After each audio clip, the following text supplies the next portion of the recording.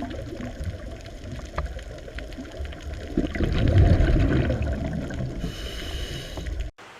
વિદ્યાર્થી મિત્રો, ફરી એકવાર આપ સૌનું સ્વાગત છે દોસ્તો। આશા રાખું છું કે આપ સૌ મજામાં હશો।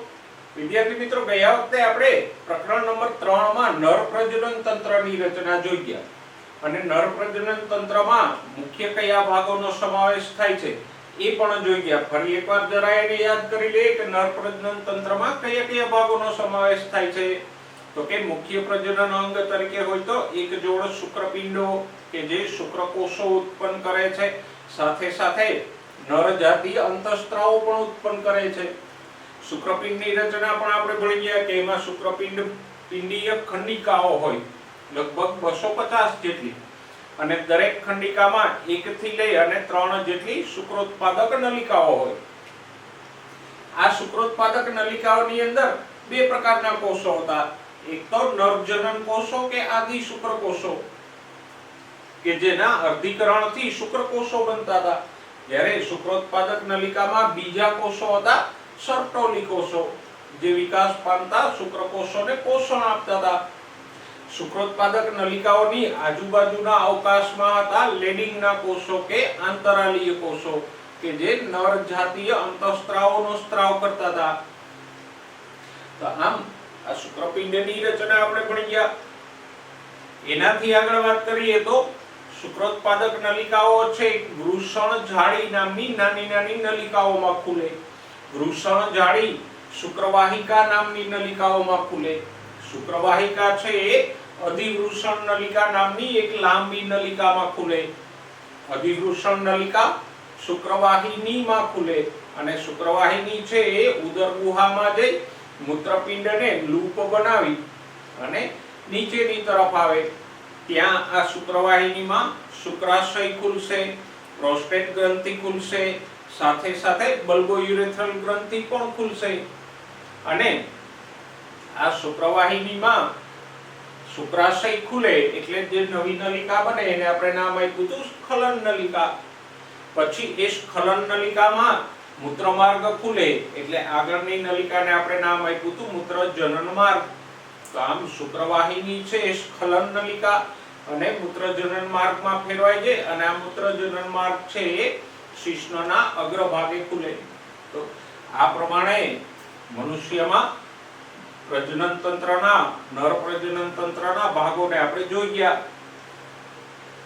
નરમાં 3 સહાયક પ્રજનન ગ્રંથિઓ પણ હતી, શુક્રાશય, પ્રોસ્ટેટ ગ્રંથિ અને બલ્બોયુરેથ્રલ ગ્રંથિ। શુક્રાશય એક જોડ હોય, એનો સ્ત્રાવ છે એ કેલ્શિયમ, ફ્રુક્ટોઝ અને ઉત્સેચકોથી ભરપૂર હોય। શુક્રકોષોને પોષણ આપતો સ્ત્રાવ છે। પ્રોસ્ટેટ ગ્રંથિનો સ્ત્રાવ આપણે વાત કરી ગયા કે દૂધિયો હોય સફેદ જેવો કે જે શુક્રકોષોને તારકતા આપે એટલે તરવામાં મદદરૂપ થાય। અને બલ્બોયુરેથ્રલ ગ્રંથિનો સ્ત્રાવ છે એ ઘર્ષણ નિરોધક છે અને મૂત્રમાર્ગની એસિડિકતાને દૂર કરે। તો આ 3 સહાયક પ્રજનન ગ્રંથિઓ પણ હતી, શુક્રાશય, પ્રોસ્ટેટ ગ્રંથિ અને બલ્બોયુરેથ્રલ ગ્રંથિ। તો આમ નર પ્રજનન તંત્રની રચના અને એના ભાગોની આપણે વાત કરી ગયા। દોસ્તો આગળ વધીએ આપણે આજે જોઈએ માદા પ્રજનન તંત્ર અને એની રચના। જો માદા પ્રજનન તંત્રમાં કયા કયા ભાગો આવેલા હોય તો કે સૌથી પહેલા તો હોય અંડપિંડ।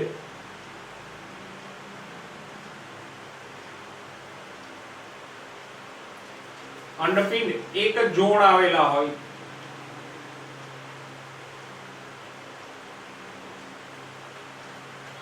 પછી હોય એક જોડ અંડવાહિની।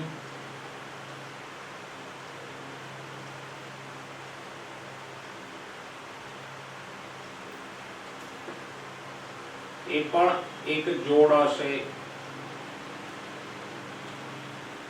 એનાથી આગળ જઈએ તો ગર્ભાશય એક જ હોય।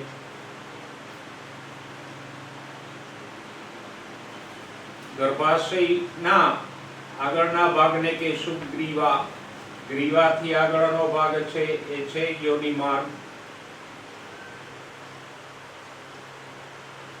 અને યોનિ દ્વારની આજુબાજુ આવેલ હોય બાહ્ય જનનાંગો અથવા તો બાહ્ય જનનેન્દ્રિયો.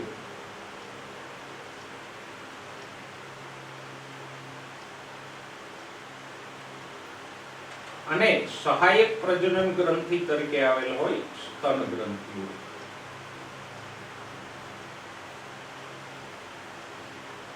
એક જોડ.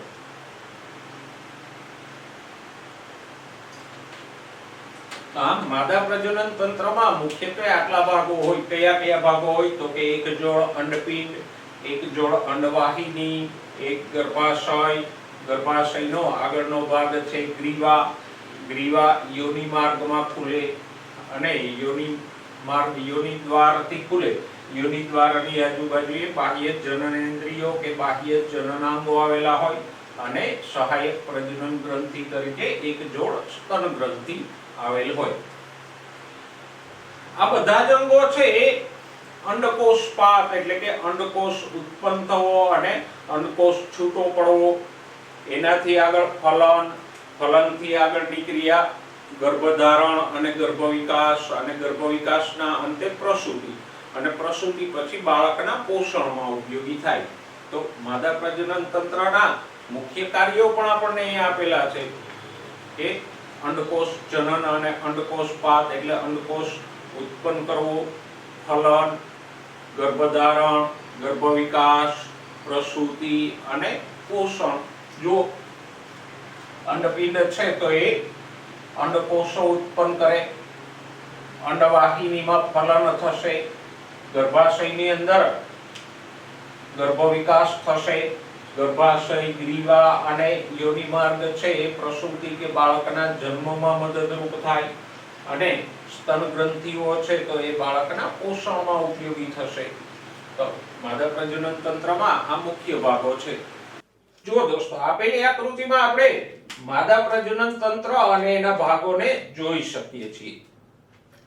સૌથી પહેલા ઉપરથી શરૂઆત કરો તો ગર્ભાશય આવેલું છે. ગર્ભાશયનું સ્થાન ક્યાં છે?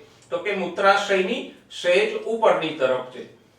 ગર્ભાશયમાંથી ગ્રીવા અને ગ્રીવાથી આગળ છે યોનિ માર્ગ. તો યોનિ માર્ગનું સ્થાન ક્યાં છે? તો કે મૂત્રાશયની પૃષ્ઠ તરફ અને મળાશયની અગ્ર તરફ. યોનિ માર્ગ છે એ મળદ્વારથી વક્ષ તરફ યોનિ દ્વાર મારફતે ખુલે છે.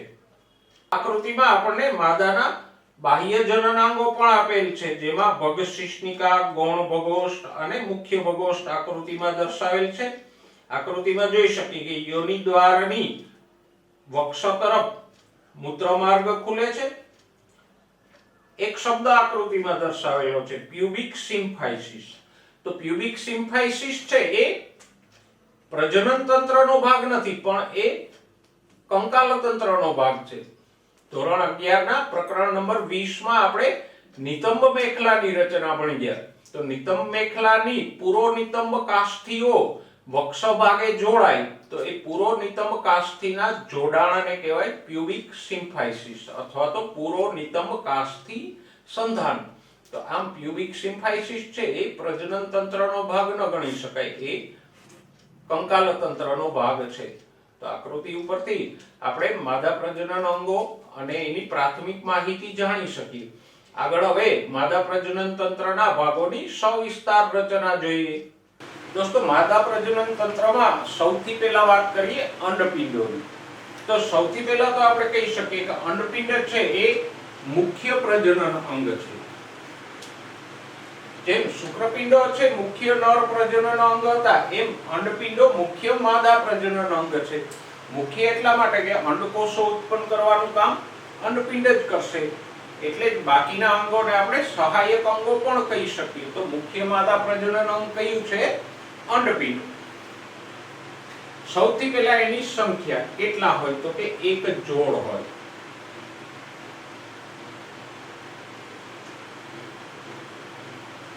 એના પછી એના કાર્યની વાત કરીએ તો અંડપિંડો બે કાર્યો કરશે. જેમ શુક્રપિંડ છે શુક્રકોષ ઉત્પન્ન કરવા અને અંતઃસ્ત્રાવોના સ્ત્રાવ બે કાર્યો સાથે સંકળાયેલા હતા, એમ અંડપિંડ પણ બે કાર્ય કરશે. કાર્ય નંબર 1 અંડકોષ જનન એટલે અંડકોષો ઉત્પન્ન કરવા,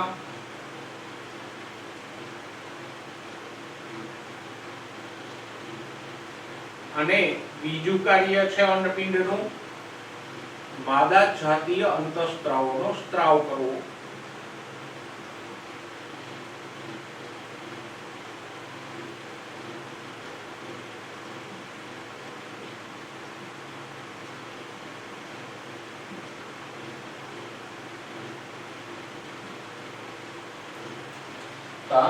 અંડપિંડ છે બે કાર્યો કરશે. અંડકોષ જનન એટલે કે અંડકોષો ઉત્પન્ન કરવા, અને બીજું કાર્ય કરશે માદા જાતીય અંતઃસ્ત્રાવો જેવા કે ઇસ્ટ્રોજન, પ્રોજેસ્ટેરોન એ બધાનો સ્ત્રાવ કરવો, જે આપણે ધોરણ 11 ના પ્રકરણ નંબર 22 માં ભણી ગયા.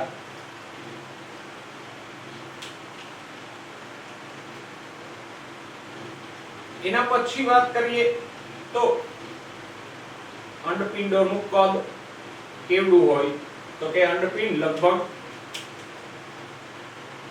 2 થી 4 સેન્ટીમીટર જેટલા લાંબા લંબગોળાકાર હોય.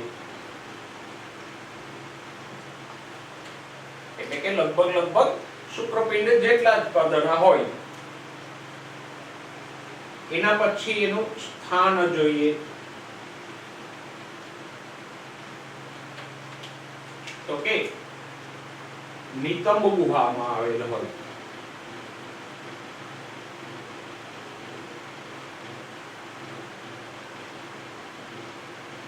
નિતંબ ગુહા એટલે જેને આપણે પેઢુનો ભાગ કહીએ, પેટથી થોડો નીચેનો ભાગ છે, પેઢુનો ભાગ, એને આપણે નિતંબ ગુહા કહીએ. એમાં આવેલા હોય ગર્ભાશયની બંને બાજુએ એક એક અંડપિંડ આવેલ હોય. અને ખાસ ધ્યાનમાં રાખજો, અંડપિંડ છે એ અસ્થિબંધ નામની સંયોજક પેશી વડે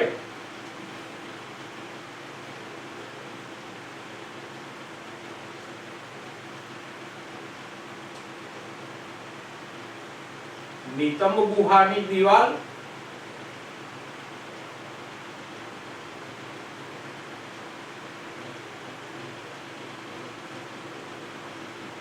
અને ગર્ભાશય સાથે જોડાયેલા હોય.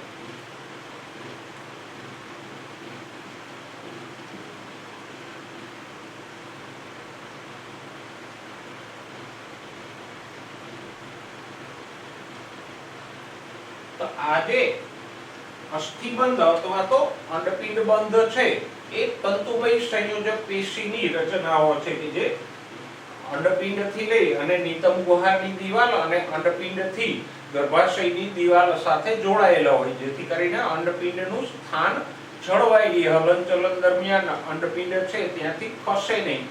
તો સ્થાન જાળવવા માટે આવા અસ્થિબંધ તેની સાથે જોડાયેલા હોય. તો આ થઈ અંડપિંડની વાત. જો ફરી એકવાર જોઈ લઈએ, અંડપિંડ છે મુખ્ય માદા પ્રજનન અંગ છે, કારણ કે અંડકોષો કે માદા જન્યુ ઉત્પન્ન કરવાનું કાર્ય કરે. સંખ્યા કેટલી હોય તો કે એક જોડ હોય. કાર્ય શું છે તો કે અંડપિંડના બે કાર્યો છે, અંડકોષ જનન એટલે અંડકોષો ઉત્પન્ન કરવા અને માદા જાતીય અંતઃસ્ત્રાવો ઇસ્ટ્રોજન, પ્રોજેસ્ટેરોન વગેરેનો સ્ત્રાવ કરવો. કદ કેવડું હોય તો કે લગભગ 2 થી 4 સેન્ટીમીટર. અને સ્થાન ક્યાં હોય? નિતંબ ગુહા એટલે કે પેઢુના ભાગે ગર્ભાશયની બંને તરફ એક એક અંડપિંડ આવેલ હોય. અને એ પોતાનું સ્થાન જાળવી રાખે એટલા માટે અસ્થિબંધ દ્વારા નિતંબ ગુહાની દિવાલ અને ગર્ભાશયની દિવાલ સાથે જોડાયેલા હોય. ઓકે, આકૃતિમાં આપણે જોઈએ તો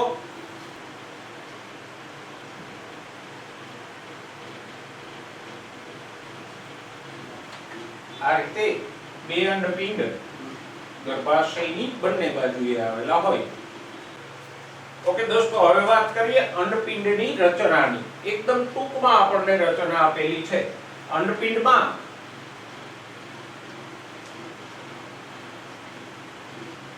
ફરતે આવેલ હોય એક અધિચ્છદી આવરણ.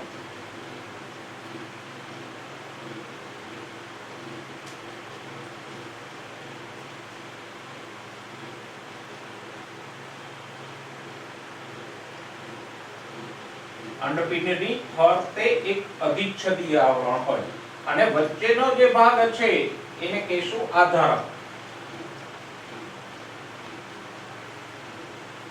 તો અંડપિંડમાં મુખ્ય બે ભાગો હોય, આ અધિચ્છદીય આવરણ કે જનન અધિચ્છદ અને વચ્ચેનો ભાગ છે એ આધારક.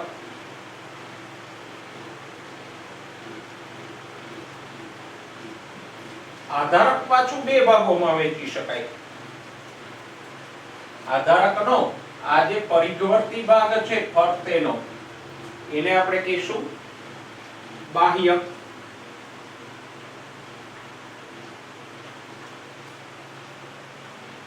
અહીંયા આધારકમાં જે ફરતેનો ભાગ છે કિનારી તરફનો, એને આપણે કહીશું બાહ્યક.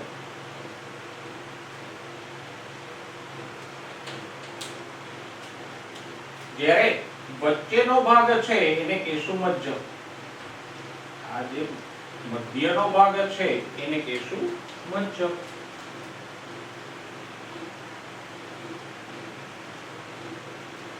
તો આમ અંડપિંડમાં બે ભાગો હોય, અધિચ્છદીય આવરણ અને આધારક. આધારક પાછું બે પેટા ભાગોમાં વહેંચાય, બાહ્યક અને મજ્જક.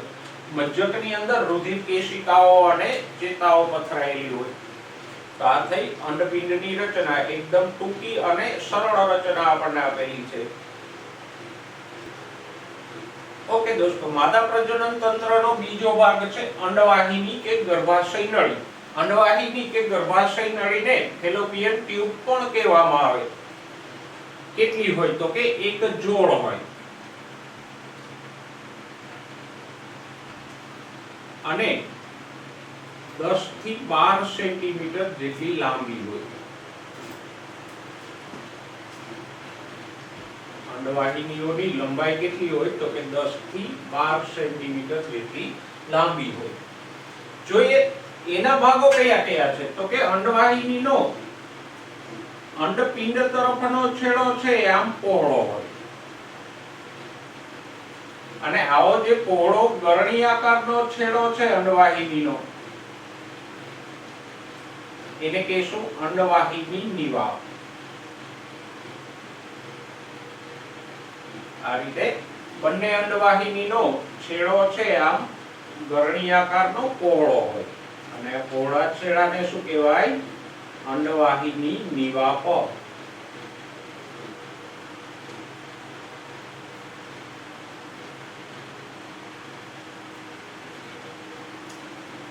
અને અંડવાહિની નિવાપના આ જે લંબાયેલા ભાગો છે આંગળી જેવા પ્રવર્ધો, એને કહેશું ફીમરી.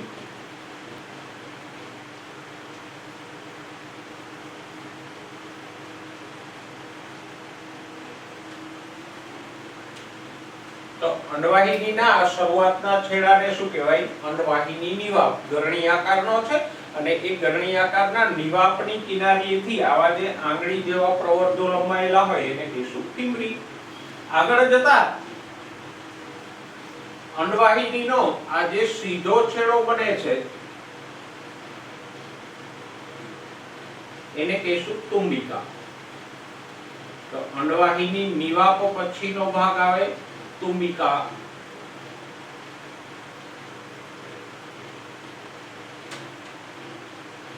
અને તુંબિકા પછીનો આ આડો ભાગ છે એને કહીશું ઇથમસ.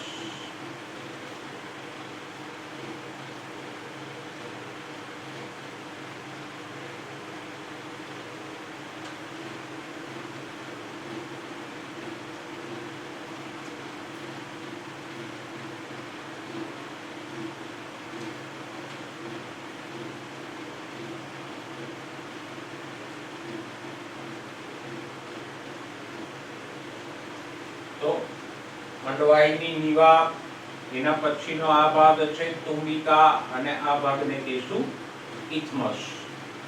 આમ અંડવાહિનીઓ છે લગભગ 10 થી 12 સેન્ટીમીટર લાંબી હોય અને એમાં આ પ્રમાણેના ભાગો હોય. આગળ જતા બંને અંડવાહિનીઓ જોડાય અને ગર્ભાશય બનાવશે.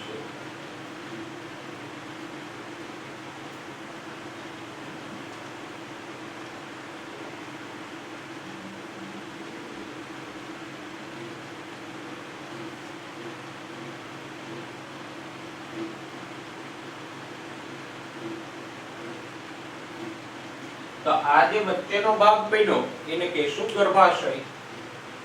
ઓકે દોસ્તો, હવે વાત કરીએ ગર્ભાશયની. તો સૌથી પહેલા ગર્ભાશયનો આકાર કેવો હોય? તો કે ઊંધા નાશપતિ આકારનો.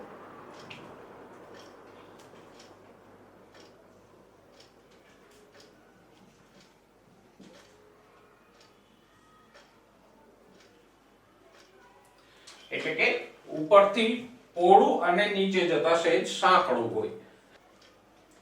ગર્ભાશયની રચનાની વાત કરીએ તો એમાં 3 સ્તરો આવેલા હોય ગર્ભાશયની દિવાલોમાં. જોઈએ કયા કયા 3 સ્તરો છે. તો સૌથી બહારનું સ્તર છે એ છે પેરીમેટ્રિયમ.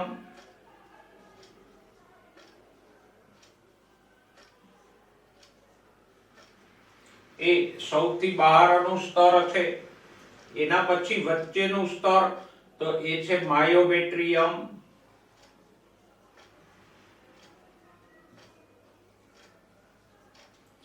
અને અંદરનું સ્તર છે એન્ડોમેટ્રિયમ.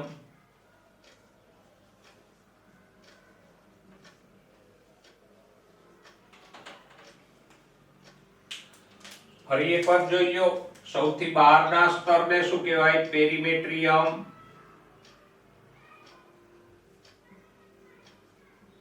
વચ્ચેના સ્તરને શું કહેવાય? માયોમેટ્રિયમ. અને અંદરના સ્તરને શું કહીશું? તો કે એન્ડોમેટ્રિયમ.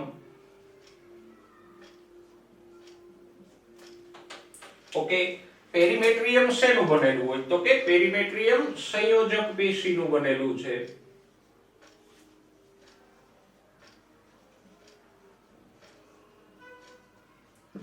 માયોમેટ્રિયમ શેનું બનેલું હોય? તો કે માયોમેટ્રિયમ અરેખિત કે સરળ સ્નાયુઓનું બનેલું હોય.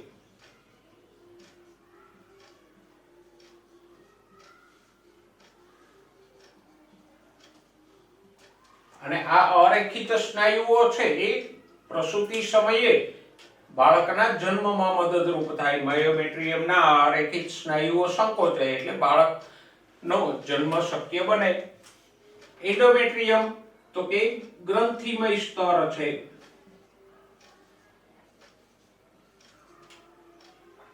અને એ ઋતુચક્ર કે માસિક ચક્ર દરમિયાન વધતું ઘટતું રહે. માસિક ચક્રની શરૂઆતના દિવસોમાં એ ફૂલશે, જાડું અને ગ્રંથિમય બનશે. અને જો ગર્ભસ્થાપન નહીં થાય તો ઋતુસ્ત્રાવના દિવસો પહેલા એ તૂટી પડશે અને ઋતુસ્ત્રાવ સ્વરૂપે બહાર નીકળશે. એ આપણે ઋતુચક્ર દરમિયાન જોશું કે એન્ડોમેટ્રિયમમાં કેવા ફેરફારો થાય. તો આમ ગર્ભાશયની રચનામાં 3 સ્તરો છે. પેરીમેટ્રિયમ સંયોજક પેશીનું બનેલું બહારનું સ્તર છે. માયોમેટ્રિયમ અરેખિત સ્નાયુઓનું બનેલું મધ્ય સ્તર છે. અને એન્ડોમેટ્રિયમ અંદરનું ગ્રંથિમય સ્તર છે. આકૃતિમાં આપણે દર્શાવીએ તો જો આ સૌથી બહારનું સ્તર પેરીમેટ્રિયમ.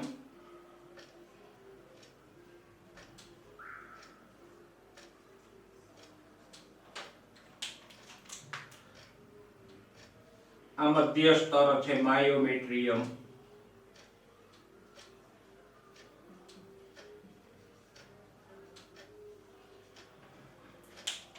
અને અંદરનું ગ્રંથિમય સ્તર છે એન્ડોમેટ્રિયમ.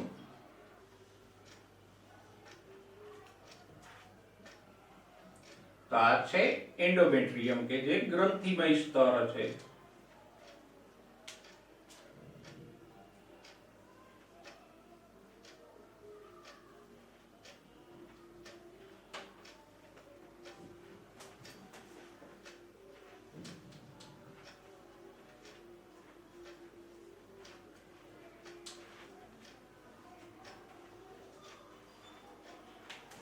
ઓકે, હવે ગર્ભાશયથી આગળની રચનાઓ જોઈએ.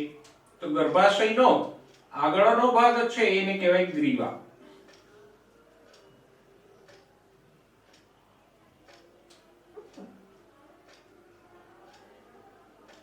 અથવા તો જેને મુખ પણ કહેવામાં આવે.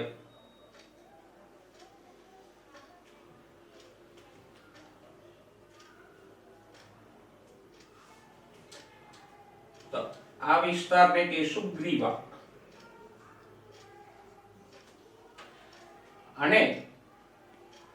ગ્રીવાની વચ્ચેની આ નળીને કહેશું ગ્રીવા નળી.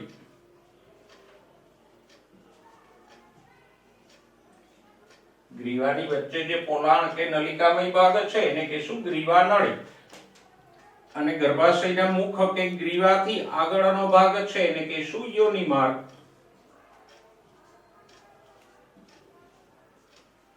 અને યોનિ માર્ગ છે એ યોનિ દ્વાર નામના છિદ્ર દ્વારા ખુલશે. તો આટલી રચનાઓ મુખ્ય છે. અહીંયા ગ્રીવા નળી અને યોનિ માર્ગ બંને ભેગા મળી અને બર્થ કેનાલ કે જન્મ નલિકા બનાવે. એને જન્મ નલિકા એટલે કહેવાય કે ગર્ભાશયમાંથી પ્રસૂતિ થાય ત્યારે બાળક આ ગ્રીવા નળી અને યોનિ માર્ગમાંથી પસાર થઈને જન્મ લેશે એટલે ગ્રીવા નળી અને યોનિ માર્ગને કહેશું બર્થ કેનાલ કે જન્મ નલિકા. તો આમ ગર્ભાશયની રચના, ગર્ભાશયથી આગળ ગ્રીવા, ગ્રીવાથી આગળ યોનિ માર્ગ અને યોનિ માર્ગ ખુલશે યોનિ દ્વારથી. ઓકે દોસ્તો, હવે વાત કરીએ અંતે માદાના બાહ્ય જનનાંગો કે બાહ્ય જનનેન્દ્રિયો. જેમ નરમાં એકમાત્ર બાહ્ય જનનેન્દ્રિય તરીકે શિશ્ન હતું એમ માદામાં પણ યોનિ દ્વારની આજુબાજુએ બાહ્ય જનનેન્દ્રિયો આવેલી હોય. જોઈએ માદામાં બાહ્ય જનનેન્દ્રિયોમાં કોનો સમાવેશ થાય તો કે નંબર 1 મોન્સ પ્યુબિન્સ, નંબર 2 મુખ્ય ભગોષ્ઠો, નંબર 3 ગૌણ ભગોષ્ઠો અને નંબર 4 ભગશિશ્નિકાઓ. આટલી રચનાઓનો બાહ્ય જનનેન્દ્રિયોમાં સમાવેશ થશે. જો આપેલી આકૃતિમાં આપણે આ બાહ્ય જનનેન્દ્રિયોને સારી રીતે સમજી શકીએ. જો સૌથી પહેલા વાત કરીએ મોન્સ પ્યુબિન્સની, તો મોન્સ પ્યુબિન્સ છે એ યોનિ દ્વારની ઉપર આકૃતિમાં જ્યાં તમને પ્યુબિક સિમ્ફાઇસિસ દર્શાવેલ છે એ પ્યુબિક સિમ્ફાઇસિસની ઉપરના ભાગે આવેલ મેદ પેશીનો નરમ ઓશિકા જેવો ભાગ છે. અને આ મોન્સ પ્યુબિન્સ છે એ વાળ વડે ઘેરાયેલો પ્રદેશ છે. અને મોન્સ પ્યુબિન્સ ઉપર આવેલા આ વાળને કહેશું પ્યુબિક હેર્સ. તો આ જે યોનિ દ્વારની ઉપર પ્યુબિક સિમ્ફાઇસિસની ઉપરના ભાગે મેદ પેશીનો નરમ ભાગ છે કે જે પ્યુબિક હેર નામના વાળથી ઘેરાયેલો છે એને કહેશું મોન્સ પ્યુબિન્સ. બીજું જોઈએ મુખ્ય ભગોષ્ઠ. તો મુખ્ય ભગોષ્ઠ છે એ યોનિ દ્વારની બંને બાજુએ આવેલ માંસલ ગળીમય રચના છે કે જે મોન્સ પ્યુબિન્સ થી નીચેની તરફ યોનિ દ્વારની બંને બાજુએ લંબાયેલો હોય. નંબર 3 ગૌણ ભગોષ્ઠ. મુખ્ય ભગોષ્ઠ અને યોનિ દ્વારની વચ્ચેની ભાગે આવેલો હોય. એટલે કે આપણે કહી શકીએ કે યોનિ દ્વારની બંને બાજુ ગૌણ ભગોષ્ઠ હોય અને ગૌણ ભગોષ્ઠની બહારની તરફ મુખ્ય ભગોષ્ઠ આવેલા હોય. ભગશિશ્નિકા. ભગશિશ્નિકા છે એ યોનિ દ્વાર અને મૂત્ર દ્વારની ઉપરની તરફ જ્યાં ગૌણ ભગોષ્ઠ જોડાય ત્યાં આવેલી હોય અને ત્વચા વડે ઘેરાયેલી હોય.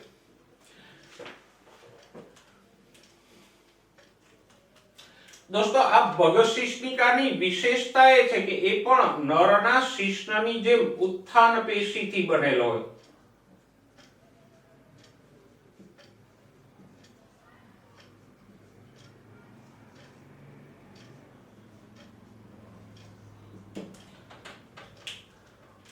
અને એટલા માટે જ આપણે કહી શકીએ કે ભગશિશ્નિકા રચનાત્મક રીતે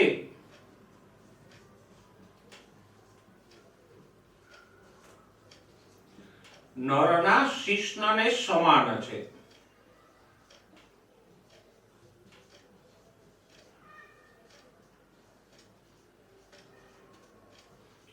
કારણ કે શિશ્ન અને ભગશિશ્નિકા બંને ઉત્થાન પેશીથી જ બનેલ છે.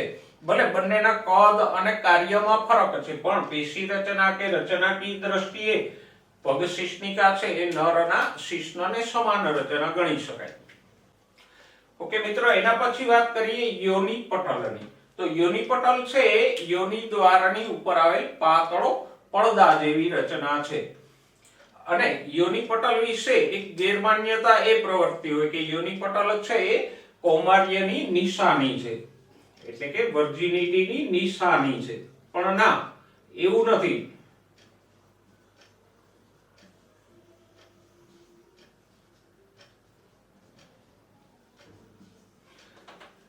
કારણ કે યોની પટલ છે ખૂબ જ પાતળો હોય તો ઘણી વખત પડવાથી, આંચકો વાગવાથી, ઘોડે સવારી, સાયકલિંગ કે કોઈ કસરતને કારણે પણ એ તૂટી શકે.